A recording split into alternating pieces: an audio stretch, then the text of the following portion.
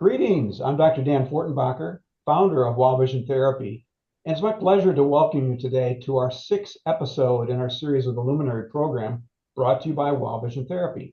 We're dedicated to advancing awareness and understanding of developmental vision and neurooptometric vision rehabilitation. In this episode, we'll be presenting on the topic of solving the double vision puzzle. And presenting today is Dr. Alyssa Parz and Dr. Vanna Bradaric-Lowe. And in this episode, we'll be unpacking the causes and solutions for patients that are experiencing double vision. This is a condition that affects a large number of people, both young and old, and can have a huge impact on day-to-day activities involving reading, learning, work, driving, and sports. So doctors, let's get started.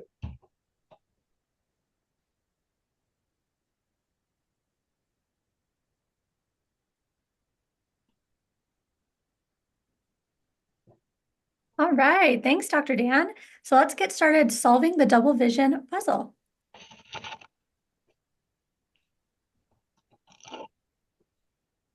So when researching or looking into this topic, you might come across the term diplopia, which is really just our fancy word for double vision.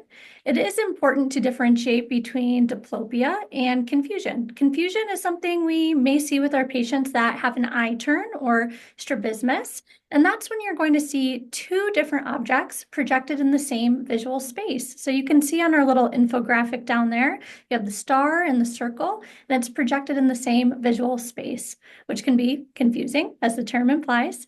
And we also have diplopia, which is seeing the same visual object, but in two different visual spaces. So you could see one circle and then kind of a ghost image of a circle. So this poses the question, what does double vision actually look like? You go to the next slide.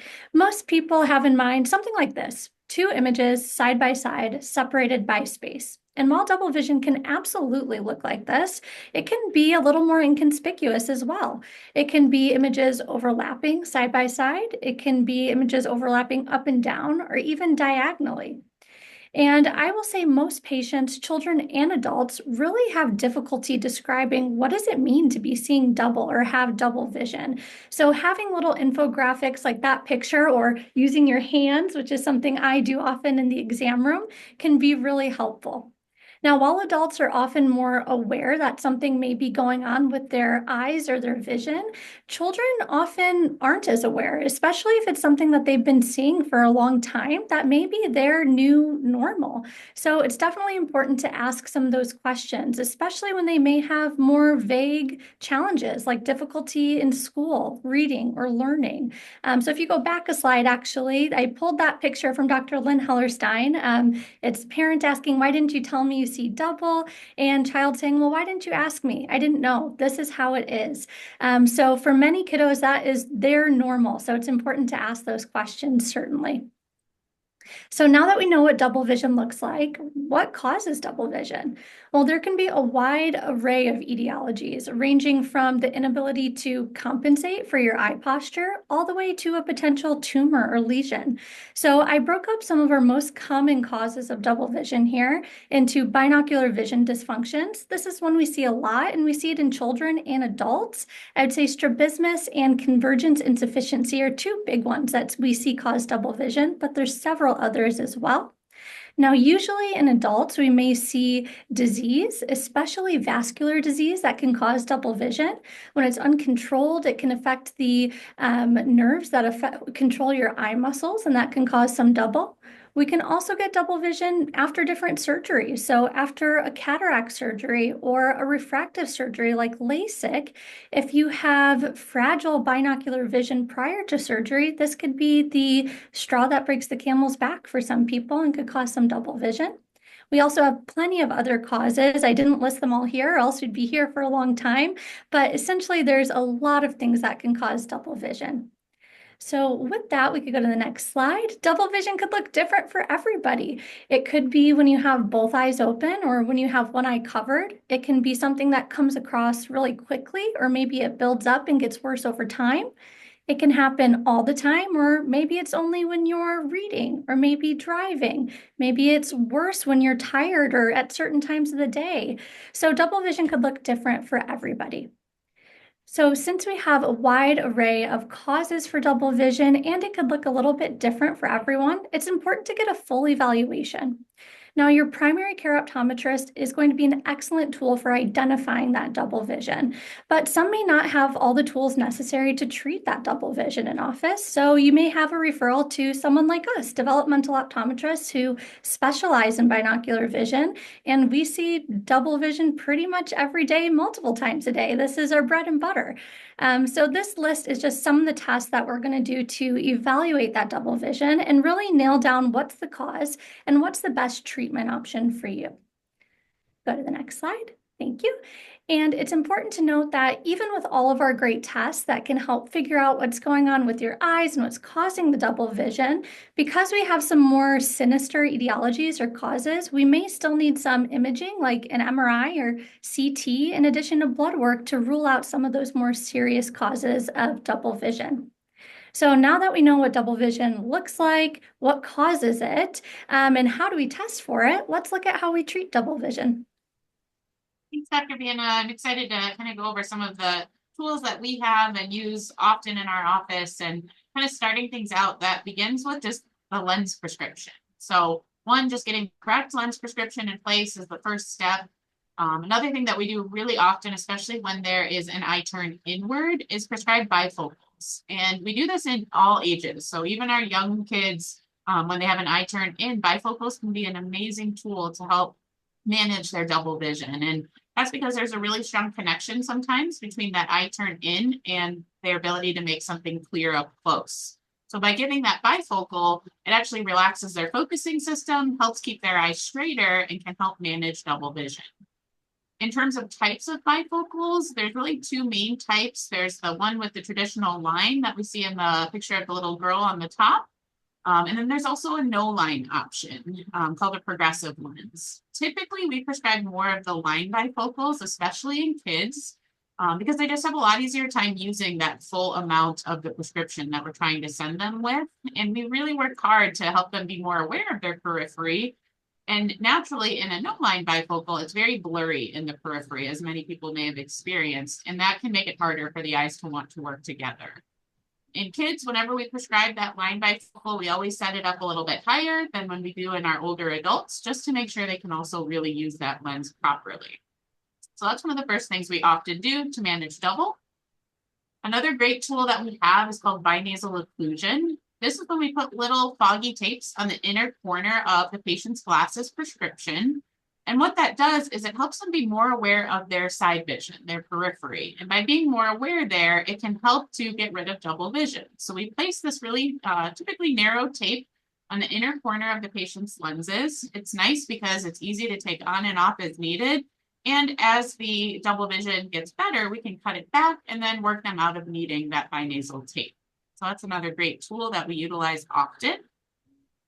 Prism as well is one that is very, very common for managing double vision, both in our office and in primary care settings. Some of the benefits are that it can be relieving of the symptoms right away, and it's pretty cost effective in general.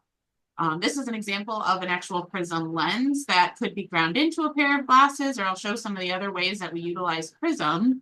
Some of the drawbacks, though, to prism is that a lot of times it's not a great long-term solution, because the brain is really good at adapting and it gets used to the amount that's originally prescribed. And then next year you need more and more prism, which then becomes difficult because there's only a certain amount you can actually put into glasses. It also can then lead to poor cosmesis.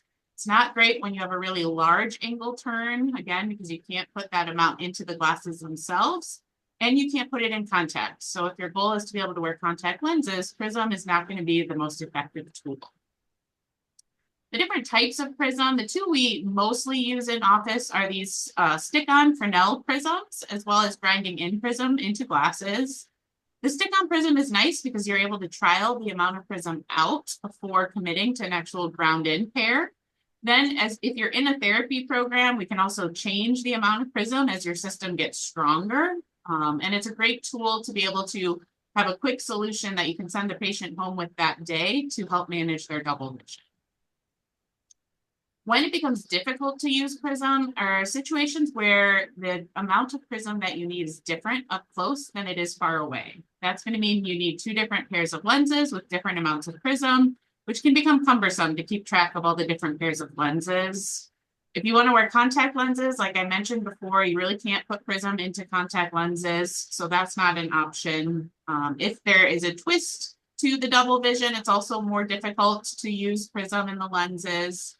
And then if it's unequal in certain gazes, so if looking to your right is much more double than to the left, it's going to be difficult to wear prism because you're going to need different amounts for different gazes. So if you've tried prism and that had been working, but now you're in a position where a lot of our patients are that every year you need more and more prism, and you get to the point where, okay, you can't put any more prism into the glasses and they're so uncomfortable and they're heavy, that may be when vision therapy is the great next step. It's absolutely, prism is a great tool and we utilize it in vision therapy, but sometimes there's a limit to it. And that's when a lot of our patients come to see us in vision therapy. In vision therapy, prism can be significantly reduced typically, and sometimes eliminated through a vision therapy program. What we're doing in vision therapy is truly training the brain. So teaching the brain and the eyes to communicate more effectively, get better control over the visual system, to eliminate double vision, improve clarity and comfort. How we're working on all of that is by building up binocular vision. So how well the eyes are working together as a team, how well they're focusing or accommodating, tracking, and then also processing the visual information. There's a couple of photos here of some of our therapists in office doing some of the vision therapy activities to kind of give you a feel for what vision therapy actually looks like. In vision therapy, we find there's really 3 main phases for a program to be successful. So phase 1, we call our orientation, and I'll go over each of these phases. Stage 2 is when they're getting conscious control over their alignment. And then stage 3 is when it becomes automatic. And this is the point where they can do it with lots of distraction and they've still really got a stable visual system. And at that point, we typically all agree they're ready to graduate and finish from vision therapy. And then are in a very successful place where they don't always have to practice it anymore. The goal with vision therapy is to get to that point where, like the term is, it's automatic. You don't have to practice exercises or activities forever. In the first phase of orientation, really what our goal is to help the patient to be more aware of their current visual system, because we can't expect a patient to know to change anything if they're not even aware it's really a problem and all the subtleties to that problem. So our patients work one-on-one with one of our vision therapists on the team here, and they're asking and probing questions as they do these visual challenges. So things like, at what distance is that target going double? Or did it get blurry before it went double? When did you lose your place as you were trying to track something? Or is your head moving as you try to do it? Are you aware of things in your side vision or your periphery? And so we're really probing to bring more awareness to the visual system in this initial phase of therapy. The second phase is what we call conscious control. So this is where you're actually learning strategies that you can tangibly use to eliminate double vision, to get the target clearer, to be more aware of your periphery. This part's probably the most unique of all the phases because we can take the same diagnoses, but each one of those patients uses different strategies in their, the way that eliminates their double vision the most. So again, the patient works one-on-one to figure out for their visual system what's going to work the best. And then they can use that strategy in everyday life, at work or at school, to get a better visual system. In this phase, though, they really still have to think about it. They're not at that point they can do it when there's noise in the background or someone's talking to them. So this is the phase where they have good days and harder days, where they, really got it one week and then they're starting to notice their eye turn the next week. It's what we'd expect in that middle phase of therapy because it's not at that point yet where they can do it with all the extra distractors, which is what will come when they get into the last phase, what we call automatic control. This phase is really crucial to making sure the skills that you're developing in a vision therapy program are going to impact your everyday life and that you have long-term success without always having to practice vision therapy activities. In this phase, what we're doing is we're adding distractors to the activity, or really, honestly, integrating your visual system with all your other sensory systems. So now while you're doing a vision therapy activity, we're asking you questions at the same time, or we're talking to you about what you did that day. We're adding cognitive loading to that activity. We add balance or vestibular loading. So now can you keep that target clear and single while you're walking on a balance board where the target is moving? And also auditory loading, noise in the background, a metronome beating. Can you handle that extra, distraction in the background and still get the visual task done? When you're at that phase, that's when the consistency in vision therapy really locks in your everyday life. And that's how we know, and we all agree, you're ready to finish with vision therapy. How we monitor progress in our office is really with regular progress evaluations. And during those evaluations, which happen about every 10 visits of vision therapy, things that we're checking are the goals. And most important are the goals you set as the patient, what you want to get out of the vision therapy program or what brought you into the office that day. So we'll check in on the patient's goals as well as the goals that the doctors set in terms of numbers and depth perception and what we want them to get to. We'll also check in on the symptoms. So what are your symptoms at that point? Are they getting better or increasing to make sure that changes are happening? And then, of course, looking at the clinical data to make sure we're seeing the changes at the rate we would expect for your specific vision therapy plan. Every plan is super individualized. We make sure that we're creating a program that helps you get to your goals by the end and be successful long term. So that's kind of an explanation about our vision therapy program and some of the tools we utilize to help manage double vision. These are some great resources that are out there. The upper left corner is the national organization called the Optometric Vision Development and Rehabilitation Association. If you're not local to our area, this is a great resource because it has doctor locators. If you're trying to find a doctor that specializes similarly to us, where you can put in your zip code and it'll give you a list of different board certified doctors in your area. If you are local to Michigan, around Grand Rapids or St. Joseph, Michigan, our website is a great resource. We have lots of information, research articles, our symptom checklists and things like that if you're just curious if you'd be a good candidate for vision therapy. And then, of course, our contact information is on there and you can get a hold of us at any point. You don't need a referral. And we can get you all the information that you need. And then the bottom is a great organization called the Vision Health Group. There's phenomenal resources on this website about all different diagnoses, everything from eye turns to amblyopia, concussions, and vision and learning struggles, and has lots of great information as well. So thank you guys so much for listening today. I'm going to turn it back over to Dr. Dan here. That was wonderful. Thank you, Dr. Parz and Dr. Bradaric-Lowe. And for our viewers, if you or a loved one is having trouble with double vision, I encourage you to contact us at wowvision.net. Thank you so much for watching.